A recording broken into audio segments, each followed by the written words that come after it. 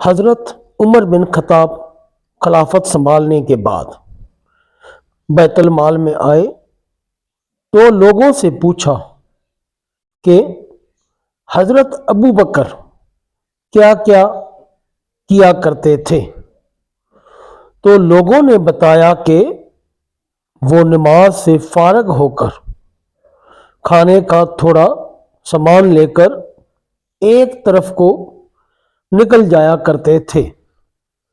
آپ نے پوچھا کہ کہاں کہاں جاتے تھے؟ لوگوں نے بتایا کہ یہ نہیں پتہ، بس اس طرف کو نکل جاتے تھے۔ آپ نے کھانے کا سامان لیا اور اس طرف کو نکل گئے، لوگوں سے پوچھتے ہوئے کہ حضرت ابو بکر کس جگہ جاتے تھے؟ پتہ چلاتے چلاتے ایک جھونپڑی تک پہنچ گئے۔ وہاں جا کر دیکھا کہ ایک بوڑھا آدمی دونوں آنکھوں سے اندھا ہے اور اس کے منہ پر پھالکے بنے ہوئے ہیں۔ اس نے جب کسی کے آنے کی آواز سنی تو بڑے غصے میں بولا کہ پچھلے 3 دن سے کہاں چلے گئے تھے تم؟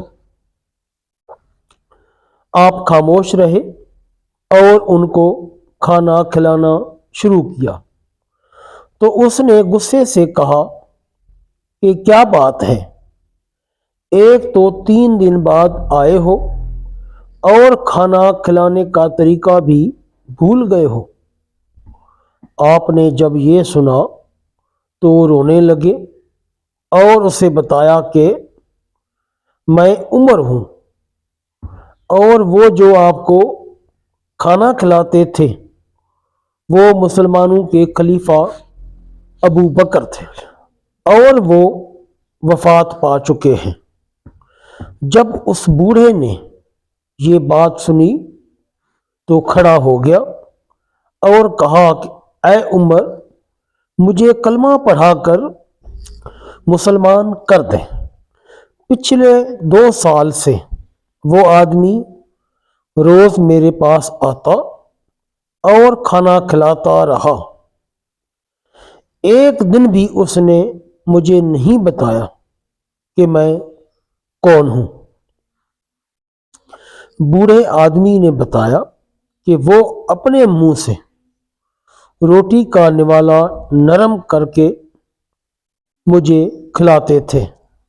بحوالہ کنز الاعمال، کتاب الفضائل، الرقم 35602۔